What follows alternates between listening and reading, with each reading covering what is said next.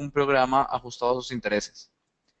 Esta serie pretende compartir los paradigmas y soluciones de ruptura de Goddard Consulting que se han desarrollado e implementado en todo el mundo. La conferencia de hoy, para entrar en materia, le hemos titulado Pensamiento sistémico, cadenas de suministro ágiles, caso de estudio. Para desarrollar este tema, nos acompaña un alumno directo del Dr. Goldratt y una de las personas que tuvo el honor de trabajar directamente con el Dr. Eli Goldratt por largo tiempo.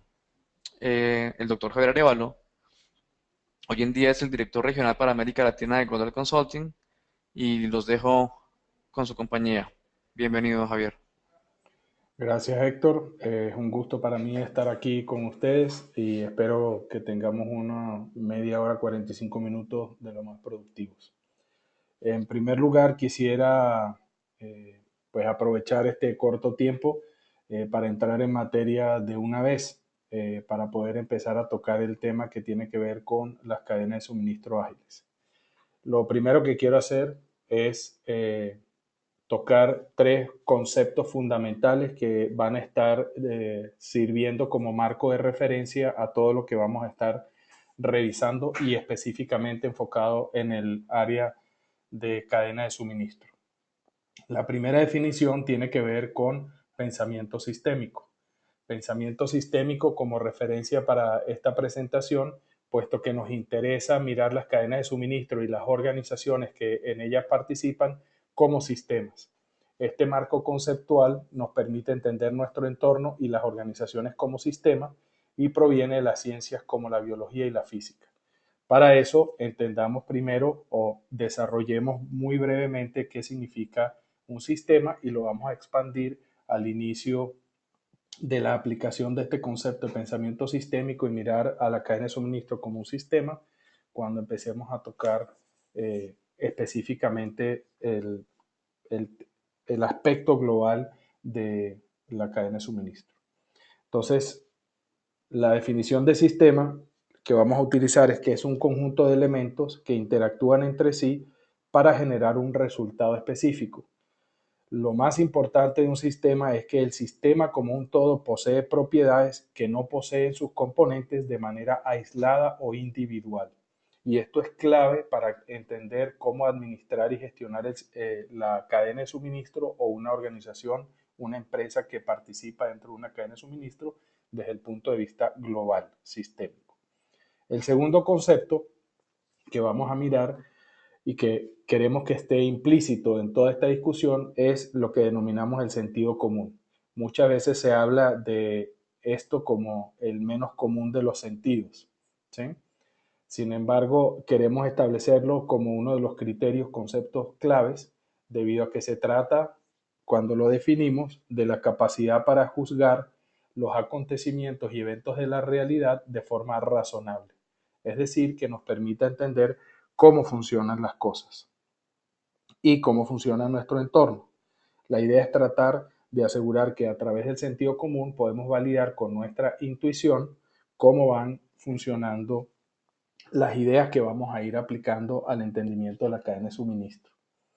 En tercer lugar, el concepto siguiente es el de simplicidad. Simplicidad porque nos interesa que no solamente la solución y la dirección propuesta para resolver la gestión de la cadena de suministro y hacerlas ágiles esté enmarcado en un ambiente que sea mucho menos complejo que lo que hoy en día generalmente existe para todo el entendimiento de cómo gestionar la cadena de suministro. Simplicidad la definimos y entendemos de la siguiente manera. La mayor parte de las ideas fundamentales de la ciencia son esencialmente sencillas y acuérdense que estamos partiendo de pensamiento sistémico como un pensamiento o la forma de mirar a los sistemas que proviene de las ciencias duras, la física, la biología, la matemática y la química. Estas ideas esencialmente sencillas pueden ser expresadas en un lenguaje comprensible para todos, a pesar de que vengan de un ambiente que tiene alta complejidad. Y para terminar de enmarcar el concepto de simplicidad, me gustaría utilizar dos afirmaciones o conceptos que fueron emitidos, compartidos por el doctor Einstein, como ejemplo de alguien que era capaz de verbalizar de manera muy simple elementos complejos de la ciencia. Con respecto a la simplicidad, el doctor Einstein decía que todo debe reducirse a su máxima simplicidad, pero no más. Es decir, necesitamos entender cómo funciona y cómo opera, pero no tratar de simplificarlo más hasta el punto de poner en riesgo su funcionamiento. Y por otra parte, es que no podemos resolver los problemas con la misma forma de pensar con que los creamos. Esto quiere decir que usualmente en la medida que vamos desarrollando tecnología, es decir, la aplicación del conocimiento científico, vamos encontrando soluciones a problemas.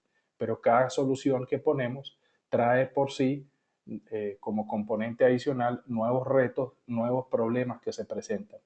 La capacidad para resolver estos nuevos problemas, estos nuevos entendimientos requieren de una perspectiva distinta, de la cual utilizamos para generar esa aplicación tecnológica. Entonces, ahora entrando en materia, la pregunta es, ¿por qué necesitamos mirar a la cadena de suministro desde el punto de vista del pensamiento sistémico o por qué requerimos nosotros mirar la gestión de la organización como un sistema? Permítame compartirles el modelo que utilizaba el doctor Goldratt para explicar lo que denominamos la trampa de los retornos crecientes. Cuando decrecientes, perdón. Cuando miramos el desempeño de las compañías, indudablemente, y aún hoy en día, si miramos cómo están siendo gestionadas y cuáles son las iniciativas que las compañías tienen hoy para tratar de continuar mejorando su desempeño, encontramos que la mayoría de los esfuerzos que se hacen están llevados a generar una mejora operacional. Esa mejora operacional, por ejemplo, tomando el término que se utiliza en la industria y en la metodología desarrollada por la industria japonesa como Toyota, el sistema de producción Toyota que hoy en día se conoce con otros nombres como Lean o manufactura esbelta, el Kaizen. El Kaizen es todo proyecto o iniciativa para remover un elemento de perturbación al flujo del sistema o mejorar su desempeño operacional. Cualquier proyecto, cualquier mejora puntual que se pueda hacer. En ese sentido, cuando la organización está involucrada y está generando innumerables iniciativas para la mejora operacional, esa tendencia a la mejora del desempeño tiene una meseta de, de alcance de resultados. Y esa meseta usualmente corresponde a lo que denominamos eh, a través de generar unas mejoras operacionales. Sin embargo, en el futuro esa meseta tiende a extenderse. Es decir, lo mismo que sucede, voy a utilizar el ejemplo de calidad total. Cuando pasamos de la filosofía y la metodología del doctor Deming de calidad total a un sistema que exige o trata de alcanzar niveles de calidad de 6 sigma, es decir, de 3 partes por millón aproximadamente, estamos entrando en un ambiente usualmente de retornos decrecientes. Es decir, que cada esfuerzo de reducir, por ejemplo, de 10 partes por millón a 5 partes por millón requiere un esfuerzo particular. De 5 partes por millón a 2,5 o 3 partes por millón requiere un esfuerzo muy superior al que nos llevó de 10 a 5. Y eso es lo que conocemos como la ley de retorno decreciente. Cuando tenemos esas operaciones sólidas y todas las iniciativas están continuamente siendo lanzadas para seguir mejorando la operación, el problema fundamental que se presenta es que no solamente estamos teniendo retornos decrecientes con respecto a la mejora operacional, sino que miramos también la rentabilidad de las empresas y de las cadenas de suministro y lo que vemos es que los retornos decrecientes se traducen en una tasa neta de utilidad adicional que se hace cada vez más pequeña. Es decir, que mientras más grande, mientras más amplia es la cadena de suministro, las empresas empiezan a generar porcentaje de rentabilidad sobre venta cada vez menor. Cuando eso ocurre, entonces las empresas se ven envueltas o están participando en una condición de mercado que denominamos el océano rojo. El océano rojo se denomina de esa manera partiendo de los conceptos de Mockburn y King cuando proponen su estrategia de océano azul. Hablan en ese libro, en ese trabajo seminal, del océano rojo como el resultado de la competencia feroz que se genera entre los distintos entre los distintos miembros del mercado y de la competencia cuando se hacen daño unos a otros tratando de competir por el mismo nicho o los mismos segmentos. Y eso degenera en una situación donde la competencia se hace casi que exclusivamente por precio. Cuando uno examina el comportamiento de la competencia hoy en día en las distintas cadenas de suministro y segmentos, vemos que el factor fundamental que se esgrime como la dificultad para generar una ventaja competitiva decisiva o la manera como normalmente se está interactuando es a través de las guerras de precios. Ahora, ¿qué se requiere para poder salir de esta situación? Pues obviamente necesitamos generar lo que denominamos una solución de ruptura. La solución de ruptura debe producir un efecto no solamente en la mejora operacional, sino que también en el comportamiento de la rentabilidad a largo plazo. Y lo que queremos es proponer a través de una visión de sistema con teoría de restricciones que implica una serie de condiciones de evaporación de conflicto, producir una motivación y un entendimiento de la cadena como un todo y el desarrollo de la capacidad personal de cada uno de los miembros de la organización, lleve a lo que denominamos la posibilidad de desarrollar una ventaja competitiva decisiva que genere un crecimiento exponencial y una mejora significativa en la tasa de retorno y utilidad adicional. Esa transformación se puede hacer con una base operativa mucho más sólida que lleve a un desempeño sobresaliente. Eso es lo que denominamos un océano azul, es decir, transformar el océano rojo, perdón, en los mismos mercados donde se opera hoy en un océano azul. Debido a esto, a la situación en la que se encuentran la mayoría de las cadenas de suministro y la mayoría de las organizaciones que participan en producción y venta, comercialización de bienes de consumo, es que queremos presentar una dirección diferente de cómo operar la cadena de suministro.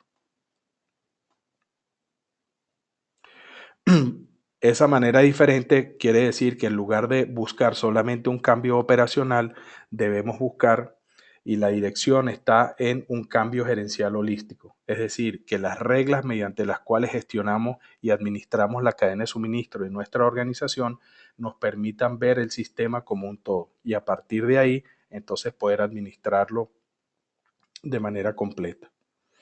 Entonces, partiendo de la base nuevamente del pensamiento sistémico, quiero tocar un par de minutos brevemente para poder definir mejor el pensamiento sistémico y una característica particular que nos va a ayudar a entender qué tipo de cosas son las que debemos cambiar para administrar mejor y gestionar la cadena de suministro para hacerla más ágil. En ese sentido, lo que quiero volver a tocar es el tema de las implicaciones que tiene ver a una organización o una cadena de suministro como un sistema. En primer lugar, cuando hablamos del sistema, ¿sí? La primera definición o el primer elemento de considerar un sistema es que las características y propiedades del sistema solo le pertenecen al conjunto, al global. No, esas características de todo el sistema no son compartidas o no son parte integral de cada uno de sus componentes. Eso quiere decir que si yo tomo el sistema y lo segmento en partes y componentes, esas partes y componentes no necesariamente van a reflejar exactamente las mismas propiedades del sistema como un todo. En segundo lugar, las partes del sistema generan propiedades de todo el sistema, del conjunto, a través de sus interacciones. Es decir, que las propiedades que tiene el sistema provienen no solamente de que cada una de las piezas compone al sistema, sino de la interacción entre las mismas. Y en tercer lugar, las partes consideradas independientemente no pueden reproducir los resultados ni el comportamiento del sistema. Es decir, que si yo extraigo un componente, yo no voy a tener un sistema pequeño o una réplica exacta del sistema, sino que voy a tener un componente que no es capaz de reproducir el comportamiento o propiedad del sistema. Ahora quiero utilizar un ejemplo para que podamos visualizar mejor qué es lo que estoy tratando de concluir o llevar a extraer de estas condiciones cuando entendemos un sistema. Esa condición particular es la siguiente. Imagínense ustedes el cuerpo, ustedes mismos. Ustedes como individuos son un sistema, están compuestos por distintos órganos y subsistemas que permiten el funcionamiento. Si yo les pregunto cuál es una característica fundamental de ustedes como sistema, es por ejemplo su capacidad para pensar. Y la pregunta es, ¿quién piensa? ¿Es el cerebro o son ustedes? Si decimos que el cerebro como pieza componente fundamental del sistema es capaz de reproducir la capacidad del sistema, esa propiedad de pensar, pues bastaría con que yo extrajera el cerebro y le dijera piensa, pero sabemos que no es así. De la misma manera, cuando uno escribe, ¿sí? Hoy en día cada vez escribimos menos con lápiz y bolígrafo, pero si ese fuera el caso, en realidad la propiedad de poder escribir es una propiedad de todo el sistema. Si yo me corto la mano y la pongo en la mesa y le digo escribe, la mano no puede reproducir la capacidad del sistema. Entonces quiere decir que aisladamente cada una de las partes y piezas y componentes del sistema son vitales para generar el comportamiento que es único en el sistema y proviene de la interacción. El que podamos pensar, podamos escribir, que el sistema se comporte y tenga esas características holísticas de un todo, proviene de la interacción de todas sus partes, piezas y componentes. Entonces, refiriéndome a esto, fíjense qué es lo que, qué es lo que sucede. Las implicaciones que tiene esto cuando hablamos de una organización es lo siguiente. Miremos a través de un ejemplo de Russell Ackoff, que es uno de los pensadores de pensamiento sistémico más conocido y profundo que existió y que tuvimos en la actualidad. Lo que quiero es utilizar un ejemplo que utilizaba él para demostrar y llevar a la siguiente conclusión acerca del pensamiento sistémico. ¿Sí? Entonces, hagamos un experimento mental que es el siguiente.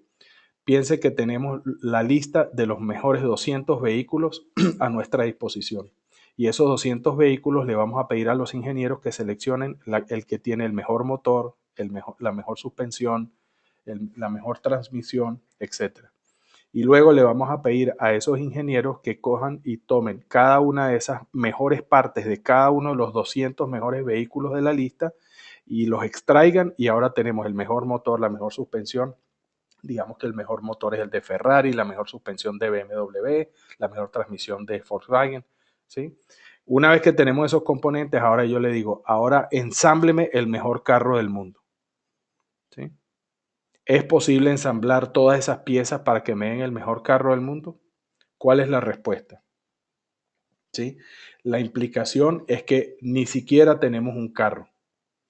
La propiedad del carro de podernos llevar de un sitio a otro con comodidad, con eficiencia o con velocidad, esa propiedad particular del carro no la puede reproducir cada una de sus partes por separado. Y si tratamos de obtener la mejor parte o el mejor componente de cada uno de los que está disponible en distintos productos, no tenemos al final el mejor carro. Esa implicación lo que quiere decir es que la mejora de cualquier parte del sistema tiene sentido si y solo si se mejora el indicador de global del sistema. Es decir, si yo tomo el mejor motor, la mejor transmisión, la mejor suspensión y trato de ponerlos todos juntos, no encajan.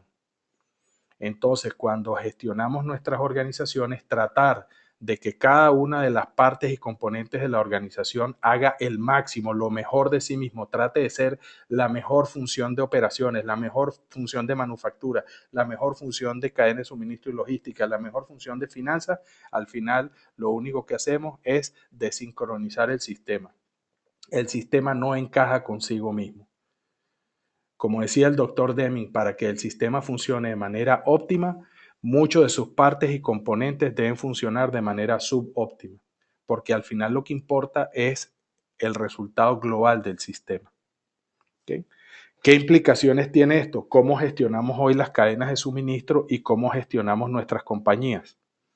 Gestionamos nuestras compañías obviamente dividiendo ese todo en subsistemas y esos subsistemas le colocamos indicadores de desempeño y los tratamos de maximizar.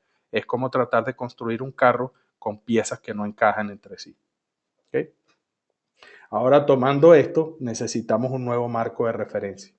Para un nuevo marco de referencia lo que proponemos es que debe haber un indicador primario que es el que guía el sistema y que nos permite entender cuál es la dirección en la que las decisiones se deben tomar. Para eso recomendamos y sugerimos el sistema de indicadores propuesto por el doctor Goldratt, que fueron descritos en su libro La Meta y en el libro No es cuestión de suerte, que es la continuación de La Meta. ¿Por qué decimos esto? Una compañía es una fábrica de decisiones y juicios. Tomar decisiones basadas en supuestos equivocados o erróneos sobre la realidad conduce a resultados inferiores o genera daños al sistema. Estos elementos que el doctor Goldran nos provee y que nos permite gestionar al sistema común todo son los indicadores de desempeño, como throughput, inventario, inversión y gasto operativo. Para una buena decisión solamente es necesario considerar al throughput como el indicador global de todo el sistema, es decir, cuánto dinero se genera a través de las ventas. Y a su vez, cada uno de los componentes del sistema genera inversión o gasto como entes individuales. Entonces lo que debemos hacer para tomar una buena decisión es si la decisión nos ayuda a maximizar el throughput y qué impacto tiene localmente en el incremento o reducción del inventario o la inversión, el incremento o la reducción del gasto operativo. En segundo lugar, debemos considerar la restricción como el eslabón más débil de toda la cadena de suministro en este caso particular. Y para eso tenemos los 5 pasos de enfoque que nos permiten maximizar el desempeño del sistema como un todo, que es asegurar que sabemos dónde está la restricción, cómo sacamos el máximo provecho, que es explotar, cómo subordinamos el resto del sistema a esa restricción, cómo elevamos esa capacidad y cuidado con la inercia, es decir, las políticas y reglas establecidas cuando dividimos al sistema en subsistemas y les colocamos indicadores locales. ¿Okay? Entonces, tomando estos indicadores y entendiendo que necesitamos gestionar la cadena de suministro y la organización con unos indicadores distintos, es decir, atendiendo al beneficio global y lo que cada una de las piezas y partes del sistema consume como inventario y gasto operativo, y entendiendo que existe una restricción, miremos ahora la cadena de suministro. La cadena de suministro y todas las organizaciones deben funcionar de la siguiente manera. Para hacerlas ágiles necesitamos que haya sincronización. Ahora, ¿qué significa sincronización? El modelo de sincronización quiere usar un ambiente de referencia. Este ambiente de referencia es la orquesta sinfónica. Pregúntense ustedes, cuando la orquesta está operando a su máximo desempeño, ¿quiénes están tocando los instrumentos? ¿Tocan todos a la vez? ¿Está cada uno tratando de maximizar el tiempo que está tocando y haciendo sonar su instrumento? ¿O están siguiendo una partitura común donde cada uno interviene cuando se requiere para generar la armonía, la tonalidad y el ritmo y la cadencia de la sinfonía? ¿Okay? En ese sentido, inclusive, uno puede preguntarse, ese músico que está ahí, el que tiene los tambores, ¿sí? Generalmente pasa toda la noche esperando hasta que le toca su turno. Y eso quiere decir que es muy común en sistemas extremadamente eficaces y eficientes, ¿sí? Como un todo, que muchos de los recursos estén sin trabajar y sin operar gran parte del tiempo. Y sin embargo, se les paga exactamente igual, se espera que tengan alto grado de competencia y que participen y contribuyan al resultado. Siendo esto así, ahora cómo transferimos esto a nuestra cadena de suministro. ¿Sí? Miremos específicamente otro ambiente de referencia que nos permita entonces entender qué principios vamos a extraer cuando empezamos a mirar la cadena de suministro como un todo. El ambiente de referencia que quiero utilizar es este. Es una represa donde se acumula el agua y después de ahí se distribuye a través del sistema de acueducto y se distribuye a través de todas las zonas pobladas. ¿Okay? Cuando miramos ese ambiente de referencia y lo vamos a detallar, pues vamos a ver varias cosas. En primer lugar, esa distribución del agua está toda conectada y el inventario de agua, que es un solo SKU, una sola de referencia, está distribuido pues cada vez en menor cantidades o con más granularidad en la medida que nos acercamos más al consumidor final. Entonces, algunos elementos que quiero destacar de este sistema, ¿sí? Son los siguientes. En primer lugar, si miramos cada uno de los puntos de consumo, ¿sí? Donde tenemos los cuadritos azules son cada uno de los puntos donde se consume agua. Por definición, muchas veces ahí donde se consume el producto o lo que distribuye la cadena de suministro, pues obviamente debe haber una cantidad de producto porque se espera un servicio o una capacidad para consumirlo de forma inmediata. En segundo lugar, tenemos otros elementos donde hay un consumo mayor, el inventario debe ser mayor, ¿sí? Y eso es lo que quiere significar los distintos tamaños del cuadrado. Ahora, uno cuando mira la distribución de estos tamaños de inventario que colocamos para una distribución eficaz y eficiente, vemos que la mayor cantidad de inventario, ¿dónde está? Está en el reservorio, en la represa. Eso quiere decir que la mayor cantidad del inventario debe estar en la fuente, no en el punto de venta. Si miramos las cadenas de suministros hoy, a pesar de que tenemos tecnología, interconexión y todo, las cadenas de suministro siguen generando en el punto de venta un alto nivel de agotado y un alto nivel de exceso de inventario, a pesar de que existe interconexión. Otra característica es que si miramos cómo está distribuido el inventario, nos damos cuenta que la mayoría del inventario en agregado está sobre los puntos de venta, es decir, que tenemos un sistema que empuja el inventario a donde está el consumidor final. Lo que estamos mirando en este sistema de referencia es que la mayoría del inventario se retiene en la fuente donde hay agregación del consumo. Eso quiere decir que aprovechamos la agregación estadística para tener que lidiar con una variabilidad mucho menor. Entonces, la interconexión entre las distintas partes del sistema nos permite cada vez que hay un consumo reponer inmediatamente y el consumidor consume exactamente lo que necesita, ¿sí? Entonces, ¿cuáles son los tres elementos fundamentales que debemos definir y revisar cuando miremos nuestra cadena de suministro? Primero, entender que los inventarios funcionan como amortiguadores, buffers para la variabilidad del consumo y de suministro. En segundo lugar, debemos utilizar la agregación, es decir, mientras más cercano estemos en la fuente, menor es la variabilidad estadística, menos inventario necesitamos y tenemos una dispersión, una capacidad de atender la fluctuación de la demanda mucho mejor.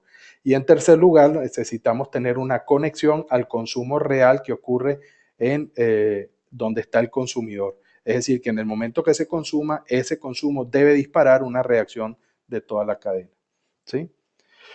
Otro elemento es entender que ese inventario que tenemos colocado estratégicamente en distintas partes nos debe también decir con qué prioridad debemos reaccionar, porque no es lo mismo que se vaya consumiendo como en el sistema de distribución de agua, hay una conexión real física para poder suplir lo que se está consumiendo. Y en este caso particular utilizamos pues simplemente un sistema de colores para guiar la prioridad de la reposición del inventario que se va a reponer. Cuando el inventario está en rojo, está muy cerca de tener una no disponibilidad. Cuando el inventario está en verde, tiene alta disponibilidad.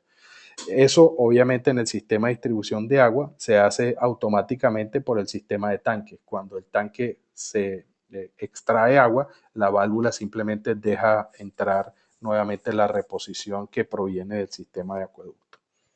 Ahora, estos principios se han resumido y se han extraído y se definen como los principios de flujo, ¿sí?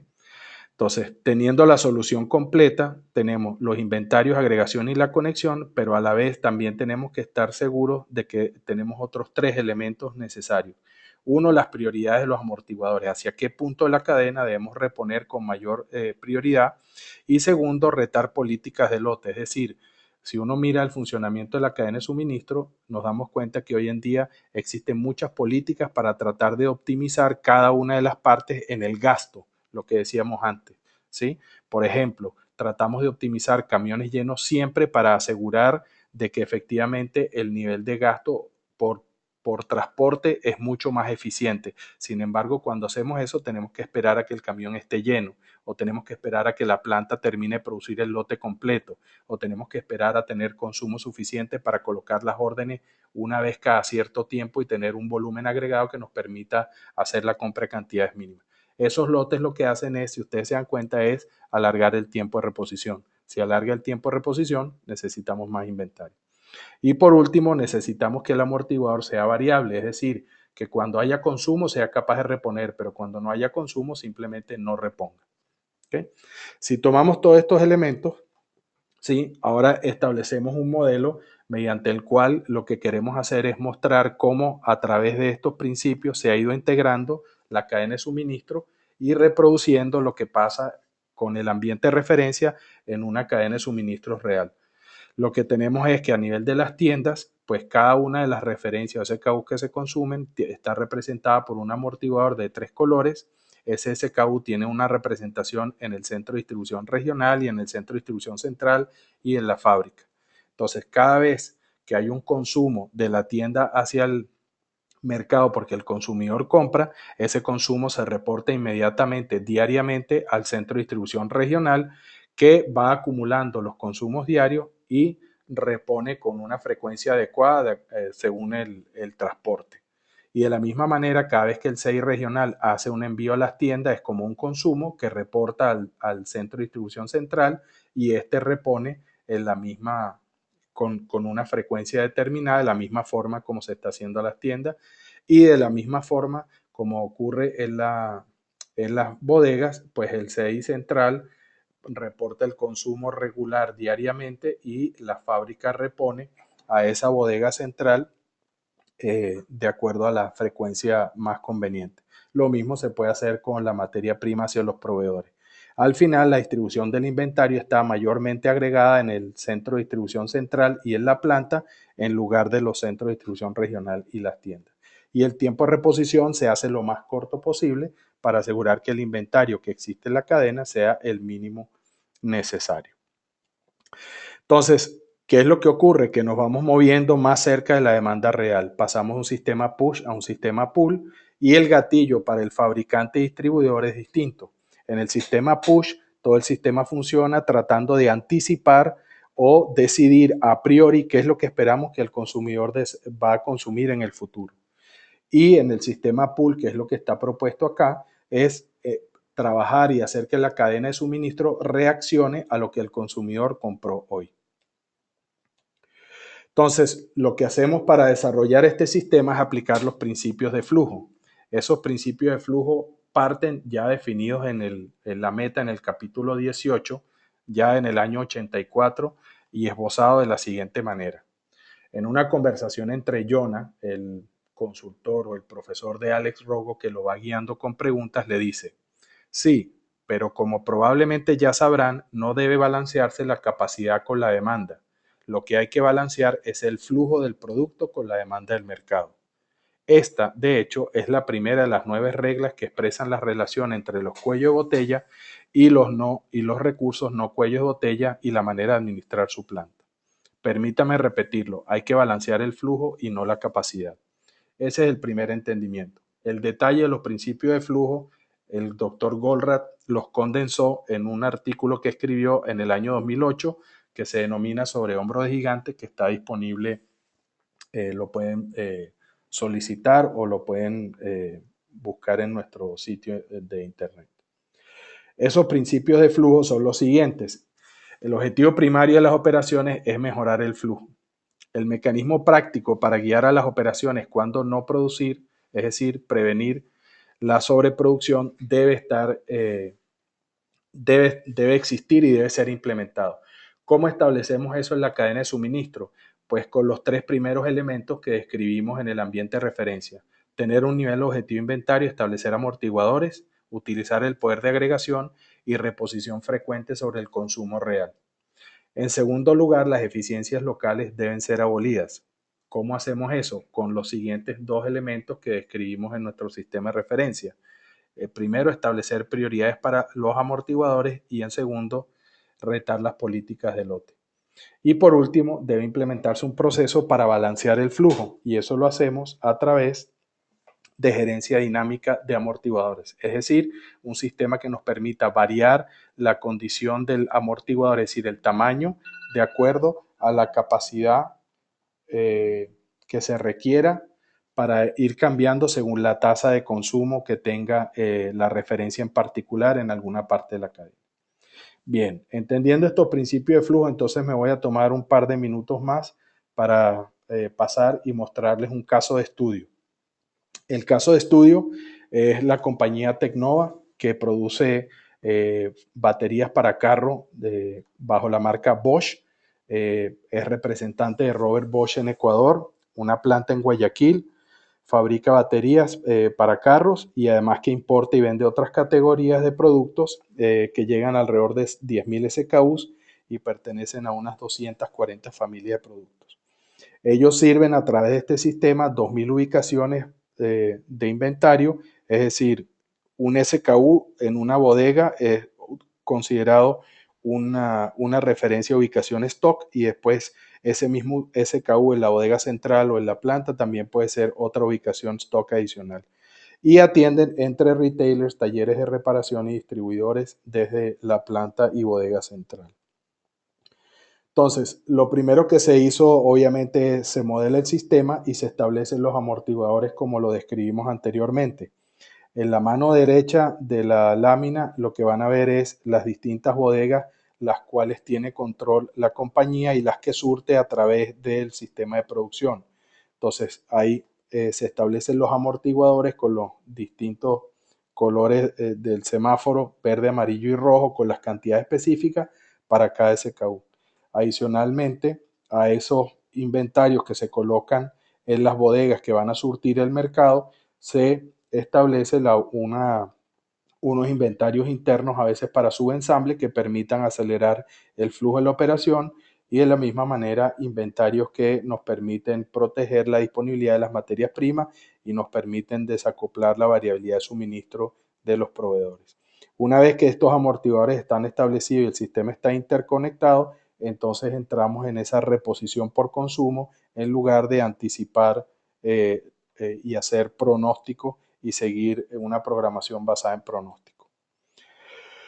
Entonces, a partir de alinear el sistema con estos elementos que describimos, de los amortiguadores, la reposición frecuente por consumo y la gestión dinámica, con estos 6 elementos descritos anteriormente, lo que quiero compartirles algunos de los resultados que han sido posibles.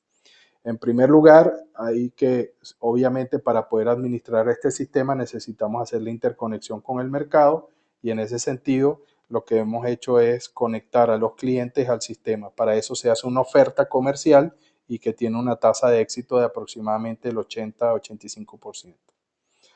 De esa base de clientes, lo que les voy a mostrar acá es que el Pareto, si uno conecta alrededor de alrededor de unos 20 clientes aproximadamente, es el Pareto de todas las ventas. Y cuando uno empieza a mirar, pues del año 2010 al año 2012 hay un incremento de ventas significativo en estos clientes que están conectados con el sistema versus los que no están conectados. Adicionalmente a eso, lo que se ha hecho es que se hace un seguimiento de la rotación de inventario de estos clientes, es decir, como estamos teniendo el consumo diario y se repone con frecuencia, sabemos cuál es la rotación. Desde el punto de vista específico de las bodegas de la compañía, la rotación se alcanzó niveles de rotación de aproximadamente de 40 vueltas de inventario. Eso quiere decir que aproximadamente con una semana y media de inventario en las bodegas que distribuyen a todo el mercado es suficiente para mantener un alto grado de disponibilidad. Eso obviamente mientras más alta es la rotación de inventario, mejor es la rentabilidad del sistema. Cuando miramos los clientes, también es otra cosa que hemos visto. Y esto es simplemente un ejemplo, pero usualmente los clientes tenían aproximadamente una rotación de inventario de 2 y llegaron hasta un nivel de 28. Es decir, en algunos casos como este, se puede amplificar y multiplicar de manera significativa la rotación de inventario. Esto se traduce en nuevamente que el cliente ahora tiene mucho menos inventario, se responde mucho más frecuente y mientras más alta la rotación de inventario, más alta la rentabilidad del cliente.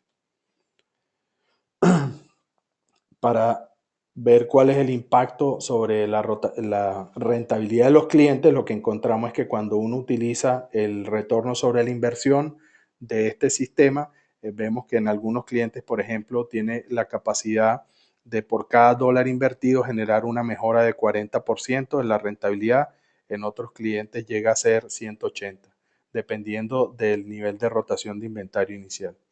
Al final lo que estamos viendo es que consistentemente año tras año los clientes que están conectados a través de este sistema de reposición tienen un crecimiento sostenido en las ventas de 25%, mientras que el resto de los clientes que no están conectados al sistema crecen alrededor de un 13%. Al final, con los elementos que hemos provisto y el ejemplo, el caso de estudio de Tecnova, lo que hemos querido mostrar es que es suficiente con enfocarse en 6 elementos claves y en los principios de flujo, decidir qué hacer y lo más importante es decidir qué no hacer. Cuando estamos hablando de los principios de flujo, estamos hablando de que se debe evitar la sobreproducción, se deben evitar las eficiencias locales y se deben evitar las políticas de lotes. Y con esto, pues, quisiera simplemente concluir diciendo que los principios de flujo son los que nos permiten guiar el establecimiento y la sincronización de la cadena y que mejorar el flujo de los objetivos primarios de las operaciones.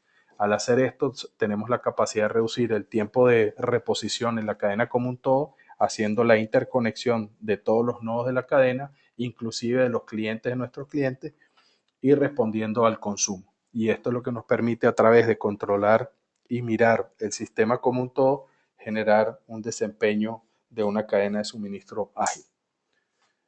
Muchas gracias. Y dejamos unos minutos más y podemos extenderlo, pues yo me extendí un rato para poder atender sus preguntas. En la medida que las vayan escribiendo, pues las vamos a ir leyendo y respondiendo.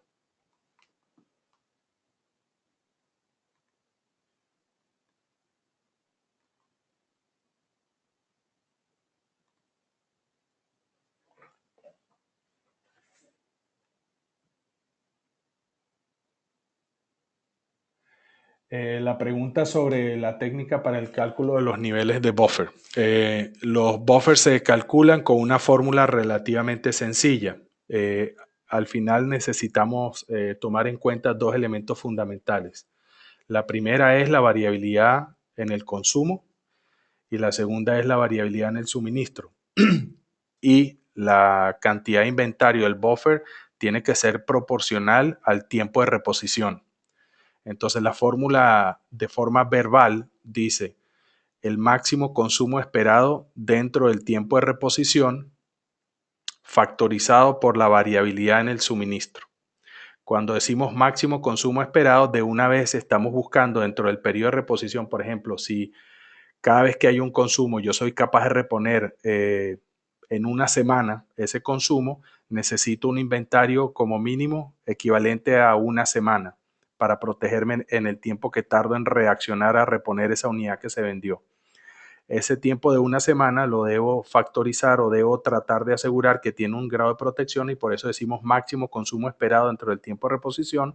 Lo que quiere decir es que está tratando de buscar cubrirnos sobre la variabilidad en el consumo. Y por último, factorizado por la variabilidad en el suministro, es decir, si ese tiempo de reposición de una semana que tiene componentes como el tiempo de producción, el tiempo de transporte y el tiempo de reorden.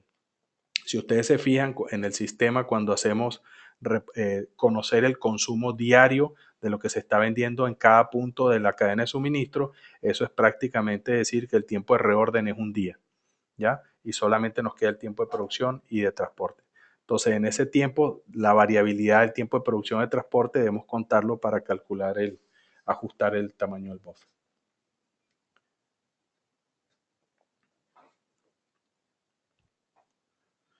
La otra pregunta que tenemos acá es, ¿qué principios cambiarían para la administración de una cadena de suministro en la cual no puede haber inventarios, como es el caso de la energía eléctrica?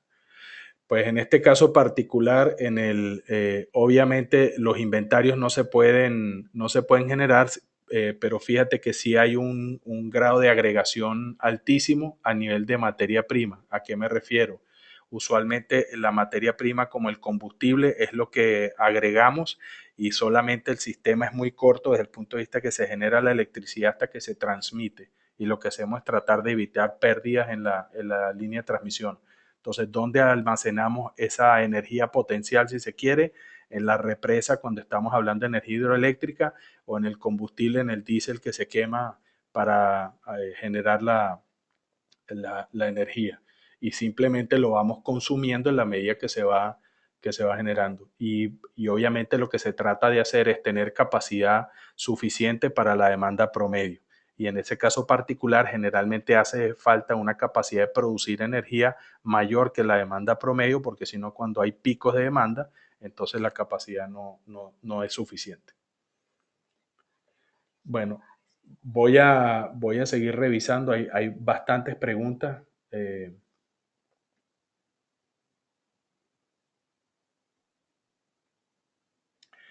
eh, Otra pregunta dice, ¿cómo seleccionar la frecuencia de reposición conveniente? En nuestra experiencia, hoy en día el sistema ya tiene una frecuencia de reposición, puede ser que no sea la más conveniente, pero es la que existe. Usualmente los primeros cambios que recomendamos en la cadena de suministro es partir con la frecuencia de reposición actual, solamente aumentarla en la medida en que el gasto operativo que eso implique está más que cubierto por el incremento en ventas o el ahorro en inventario, porque parte del tema es que la frecuencia usual, muchas veces la frecuencia de reposición, voy a decir, si nosotros somos capaces de reponer una vez cada 15 días o recibimos pedidos cada 15 días, eso quiere decir que nuestro cliente o la bodega tiene aproximadamente entre de 2 semanas para arriba de inventario. Si nosotros somos capaces de empezar a reponer con frecuencia semanal, el inventario en sitio baja a la mitad aproximadamente, pero tenemos que estar seguros que el incremento en esa frecuencia es manejable, que el incremento en el gasto de transporte más que se compensa, porque ahora con esa frecuencia mucho más corta, entonces lo que tenemos es una cantidad de inventario menor, entonces pues obviamente el gasto asociado al inventario, el mismo inventario, capital de trabajo se reduce, pero más importante aún, cuando el tiempo de reposición es mucho más corto, esa frecuencia más alta nos permite estar más cerca de los cambios en la demanda.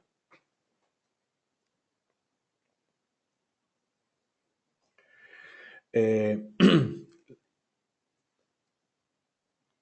Bueno, los puntos en común entre TOC y Lean Manufacturing. Los puntos comunes es primero que en Lean Manufacturing también se tiene el flujo como condición principal.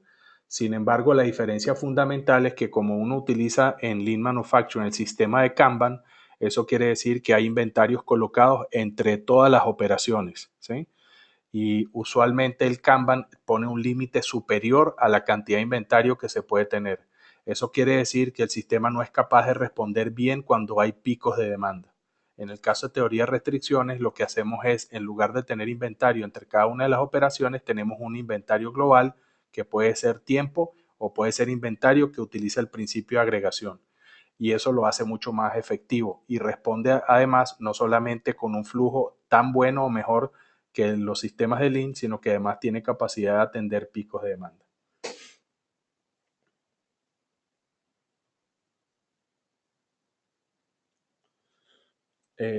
Aquí otra pregunta.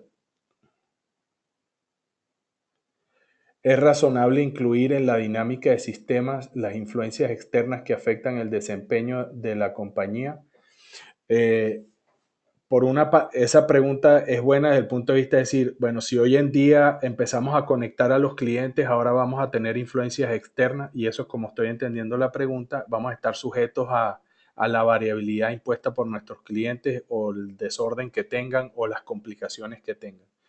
La realidad es la siguiente, es correcto que eso es un riesgo, sin embargo, hoy en día la cantidad de ventas que se está perdiendo y el capital atrapado en toda la cadena de suministro más que paga por todos esos desórdenes o las influencias externas.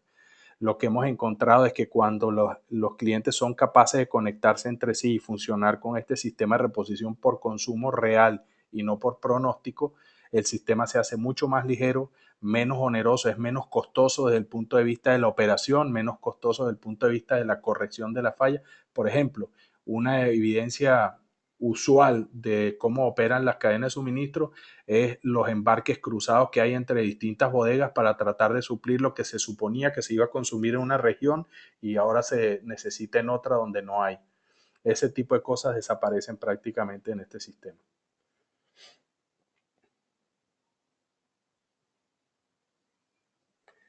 ¿Hay algún indicador que mida el flujo operacional a través de la cadena? Por supuesto, está basado a través de, por ejemplo, uno de los indicadores operacionales tiene que ver con la rotación de inventario. La rotación de inventario, a pesar de que es un elemento financiero, te va a dar una idea desde el punto de vista de qué tan efectivo está siendo en mejorar el flujo.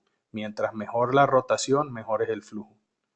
Y el otro punto de vista para poder medir flujo también es el tiempo de reposición. Eso es otra idea que te da un indicador operacional de qué tan efectivo está siendo el sistema.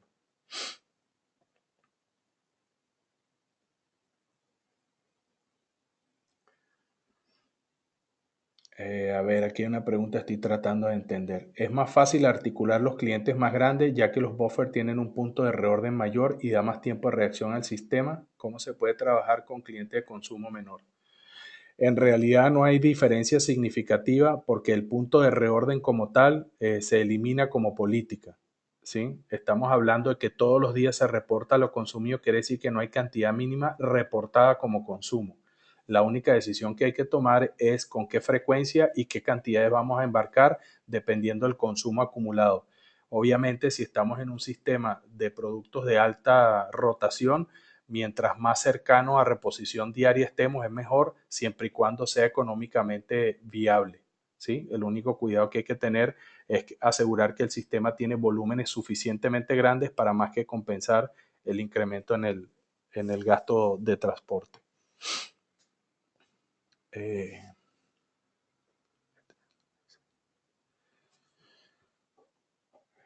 Tiene esta pregunta específica. Tengo 6 centros de distribución, pero uno está fusionado con el 6 central. Cuando los otros 5 incrementan su nivel de inventario preparándose para una época de mayor consumo, quedo débil en el 6 fusionado. ¿Qué me sugiere para hacer no afectar directamente este 6 si tengo limitante física para separarlo? Bueno, parte del tema, la dificultad en este caso particular, depende qué tan dispersos geográficamente estén los CEDI, pero una de las cosas que puedes hacer es tratar de manejarlos como una unidad virtual, es decir, el CEDI que está fusionado con otro y algunos otros regionales que puedan servir un área similar. Entonces, al final lo que vas a hacer es agregar más, tener un punto de agregación mayor para una región. Esa es la única cosa que se me ocurre, sin tener que intervenir físicamente en aumentar la capacidad del CEDI central.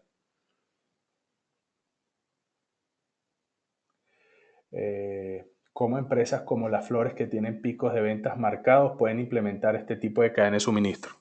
Bueno, esto es interesante. La cadena de suministro de las Flores no solamente tienen la dificultad desde el punto de vista de la cadena de suministro, sino que tiene que ver con aspectos muy particulares de un producto que primero, una vez que se corta la flor, tiene muy pocos días de vida útil, ¿sí? La flor se empieza a echar a perder apenas se corta. Y adicionalmente a eso, la flor tiene que cortarse en un día específico, que es cuando está lista, y le queda la vida útil para poder entrar al mercado. Entonces es un sistema que tiene que sincronizarse muy, pero muy eficazmente. Entonces, de ese punto de vista, lo que sucede es que la mejor manera, la cadena de suministro para las flores que está mejor sincronizada, es decir, que cuando se vende una flor, ese consumo se reporta al centro de distribución y del centro de distribución se reporta a la granja o a la finca donde al cultivo. De esa manera, lo que sucede es que se pueden ir programando la, los procesos de corte y lo que siempre se debe hacer, como la fluctuación en la demanda es significativa con esos picos de temporadas como el Día de las Madres, el Día de los Enamorados, obviamente hay una tendencia que se conoce, pero debe usualmente la sugerencia que hacemos es utilizar el concepto amortiguador. Como el grado de incertidumbre es muy alto, necesitamos amortiguadores. Por una parte, poder cortar más de lo que esperamos que se venda, pero como no queremos perder dinero, ese amortiguador de producto que nos permite satisfacer a plenitud una temporada alta, tiene que tener lo que denominamos un amortiguador de mercado, es decir, dónde vamos a vender el excedente de flores si la demanda no es suficiente para consumir todo lo que cortamos. Otra pregunta más, desde el punto de vista financiero, ¿cuál es la ventaja de trasladar el costo de los inventarios al costo de la distribución? Eh, en realidad, desde el punto de vista financiero, nosotros en teoría de restricciones manejamos un modelo mucho más simple. Para empezar, los inventarios no tienen valor agregado, sino que los valoramos a valor de materia prima. Entonces, desde ese punto de vista, el manejo del costo de distribución tiene que ver específicamente con lo que nos cuesta el espacio o el gasto operativo asociado con mantener los inventarios o estarlos movilizando. Por ejemplo, en muchos casos tenemos clientes donde tienen que a veces estar alquilando bodegas porque tienen excedentes de inventario y lo cual implica un gasto continuo. En el momento que podemos manejar la cadena de suministro con menos cantidad de inventario, entonces quiere decir que ya no necesitamos alquilar esos espacios, se reduce el gasto operativo, no solamente el capital de trabajo asociado al inventario, sino el gasto operativo que continuamente se está generando.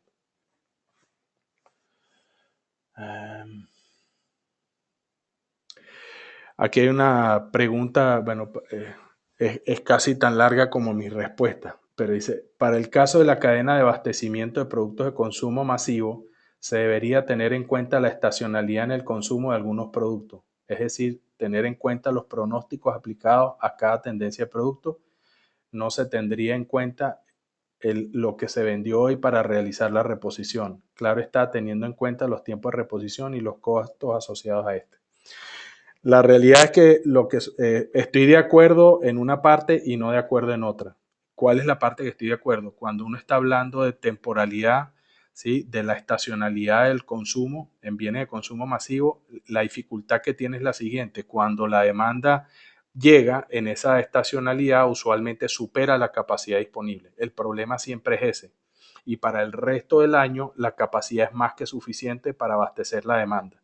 Entonces el dilema a resolver es qué hago. Yo no quiero dimensionar mi capacidad productiva para atender la demanda en la estacionalidad, por ejemplo, lo que ocurre en textiles cuando estamos hablando de la época decembrina, que es cuando se genera la mayor cantidad de ventas y casi se hace toda la utilidad.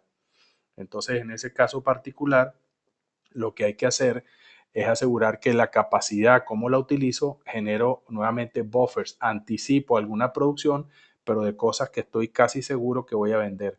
Y la de capacidad remanente la dejo para reaccionar en la estacionalidad contra el consumo real. ¿Okay? Lo que hemos visto en el área textil es que esto nos permite incrementar de manera significativa las ventas. Y usualmente lo que sucede en el área textil, acuérdense que cuando hay un producto y lanzamos una colección o se tienen eh, temporalidades, a veces no sabemos qué es lo que se va a agotar. Entonces, si tenemos capacidad remanente para poder reponer lo que se está vendiendo más, eso nos permite generar un manejo de la estacionalidad mucho mejor. ¿Cómo administrar la variabilidad cuando se tiene una alta tasa de lanzamiento de productos nuevos?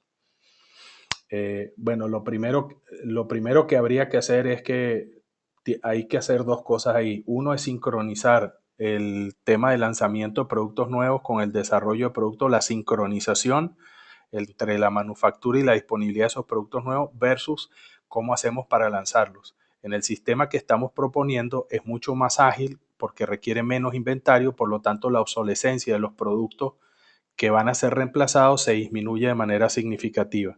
El sistema usualmente cuando está sincronizado por consumo y en reposición con pool TOC nos permite operar en toda la cadena con aproximadamente la mitad o a veces menos de la mitad de todo el inventario que hoy existe.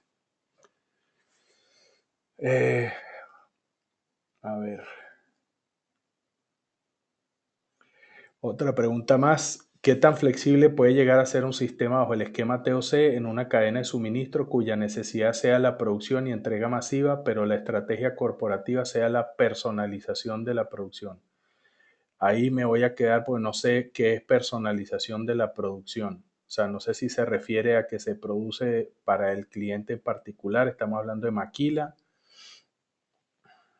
Eh, Obviamente cuando estamos hablando de muchos productos o muchas referencias diferentes y por una parte estamos tratando de maximizar la utilización de los recursos y la capacidad productiva y hay una gran variedad de productos que fabricar, eso generalmente produce desincronización y conflictos entre las partes del sistema. Yo espero que el próximo webinar que hagamos de aquí a un mes más o menos, o sea, después de ya probablemente el año nuevo, vamos a hablar específicamente de los principios de flujo al área, aplicado al área de manufactura, porque tiene un componente de sincronización vital con la cadena de suministro. Entonces lo voy a dejar para el próximo webinar para ver si entiendo mejor.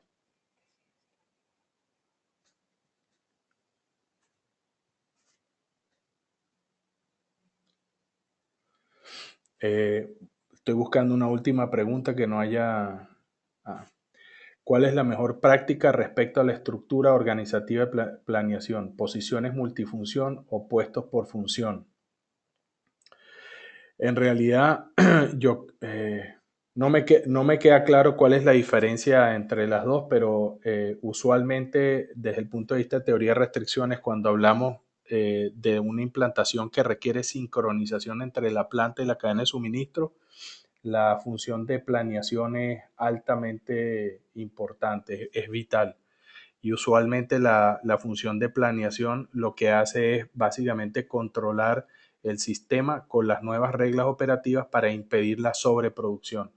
Es decir, que nos permite sincronizar la prioridad de las cosas que se están fabricando en la planta, cuándo se liberan para fabricar y asegurar que el estado de los amortiguadores que se tienen en las bodegas está siendo repleto o resurtido con la velocidad requerida.